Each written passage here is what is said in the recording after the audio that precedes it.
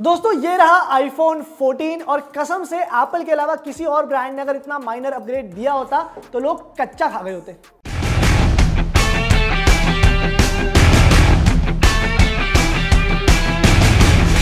अब ऐसा भी नहीं है कि पिछले साल के कंपैरिजन में कुछ बदला नहीं है, इंप्रूव्ड कैमरास हैं, बेटर बैटरी लाइफ है, थोड़ी सी परफॉर्मेंस में भी चेंजेस करे हैं, लेकिन बहुत माइनर अपग्रेड्स हैं। मतलब मैंने एप्पल से इससे पहले ईयर ऑन ईयर इतने कम अपडेट्स देखे नहीं। यूज कर रहा हूँ, हफ्ते 8 दिन से ऐसे यूज कर रहा हूँ, काफी सारी फोटोज भी क्लिक करी हैं, बल्कि इसने तो इनफैक्ट बड़ा एक हिस्टोरिक मोमेंट देखा है इस वीकेंड में हमारे साथ। मोदी जी ने जो 5G सर्विसेज लॉन्च करी वो मोमेंट भी इस फोन ने देखा, कैप्चर करा, और आपके लिए वहां से भी काफी सारे कूल वीडियोस लेकर आए थे। अभी तक नहीं देखी है तो देख लेना। Now coming back to the iPhone 14, review शुरू करते हैं।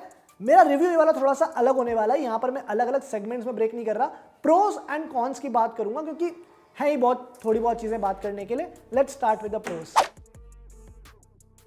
देखो ये जो फोन है ये ट्राइड एंड टेस्टेड फिलॉसफी के साथ आया है, ये मानना पड़ेगा। अगर कोई बहुत एक्सपेरिमेंट नहीं करना चाहता फोन के साथ, ऐसी चीज खरीदना चाहता है जो ऑलरेडी पता है मार्केट में सक्सेसफुल रह चुकी है, तो ठीक है, then this is a safe option. And I think Apple ने भी चलो ये काम ठीक करा कि कुछ नहीं था चेंज करने के लिए, तो जो उनकी सेफ अप्रोच थी, सेफ प्लेस थी, उसके अंदर ये फोन लॉन्च कर दिया। डिजाइन के मामले में कुछ भी नहीं बदला। चलो आईफोन 13 क्योंकि इतना बिक रहा है तो मैं ये बेनिफिट ऑफ डाउट दे रहा हूँ कि मतलब कहीं ना कहीं लोगों को वो डिज़ाइन तो पसंद है और लोग खरीद भी रहे हैं, तो 14 भी खरीद सकते हैं। बट ऐसा कुछ बदला नहीं है। एंड यस, जो साइज़ है फ़ोन का वो अभी भी परफेक्ट है मेरे हिसाब से। 6.1 इंच वाला जो साइज़ है ये बहुत बड़ा इसका एक एडवांटेज है, एक प्रो है। आराम से पाम के अंदर फिट होता है। वेट कम है फ़ोन का, just 172 grams, very light, and all of these things work in favour of this phone. एक और जो पॉजिटिव है इस फोन का वो है इसका डिस्प्ले।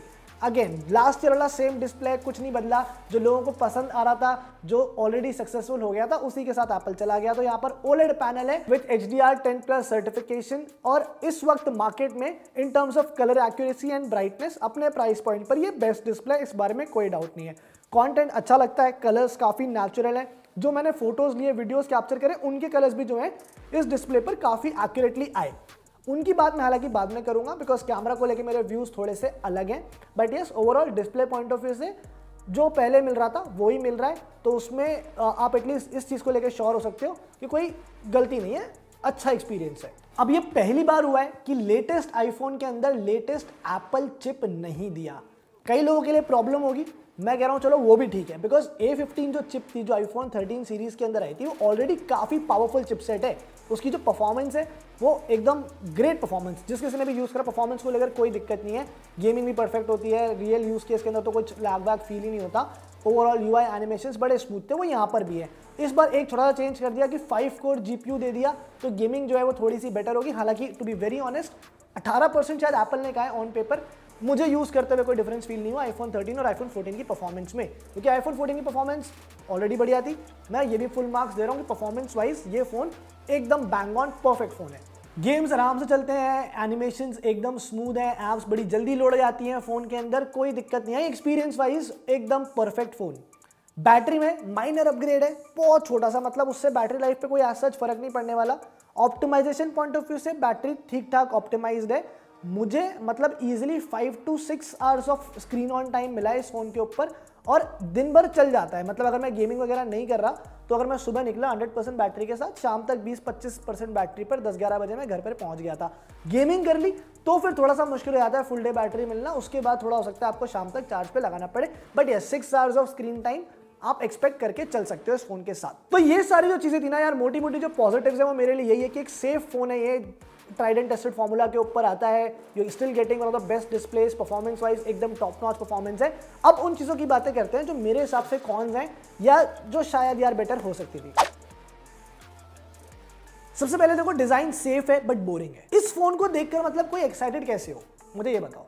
अगर मैं इसे आईफोन 13 के साथ में रख दूं, मैं सेम वॉलपेपर लगा के आपको पकड़ा दूं, शायद आप बता भी नहीं पाओगे कि कौन सा आईफोन 13 है, कौन सा आईफोन 14 है। तो एक्साइटमेंट पॉइंट ऑफ व्यू से वो मजा नहीं है इस फोन के अंदर। दूसरी चीज, डिस्प्ले, मैंने कहा कंटेंट देखने के लिए बहुत बढ़िया है, गेमिंग के लिए नहीं है। 60 हर्ट्ज रिफ्रेश रेट, मैं कहीं पढ़ रहा था इस वक्त कि इंडिया में ये अकेला फोन है 60 हर्ट्ज रिफ्रेश रेट वाला 50,000 रुपए के ऊपर, और इसकी प्राइस 80,000 है, 55 भी नहीं है। तो ये मेरे लिए एक छोटी सी प्रॉब्लम है, और ये एक ऐसा फीचर जो एप्पल के पास है 120 hertz refresh rate last year के प्रो मॉडल्स में थी, इस बार भी है, तो यहाँ पर दे सकते थे बहुत आसानी से, वो डिसाइड किया आपने नहीं देना। दूसरी चीज़, डायनामिक आइलैंड भी नहीं है, तो जो दोनों चीज़ें जिनको लेके थोड़ा सा एक्साइटमेंट हो सकता था वो दोनों आपने प्रो मॉडल्स के लिए रिजर्व कर ली, वो यहाँ पर नहीं दी। कैमरा बढ़िया है, कैमरा में इन्होंने इस बार बोला कि फ्रंट कैमरा चेंज कर दिया और जो रेयर कैमरा है उसमें थोड़े से लार्ज सेंसर्स यूज करें, and overall yes camera performance is good. जो आप आईफोन से एक्सपेक्ट करते हो वो परफॉर्मेंस मिलती है। फोटो सैंपल्स आप इस वक्त स्क्रीन पे देख सकते हो, काफी शार्प इमेजेस हैं अक्रॉस लाइट कंडीशंस। बट ये मेरी प्रॉब्लम भी है कि यार जो एक्सपेक्ट करते हो वही मिल रहा है ना, कुछ नया नहीं मिल रहा।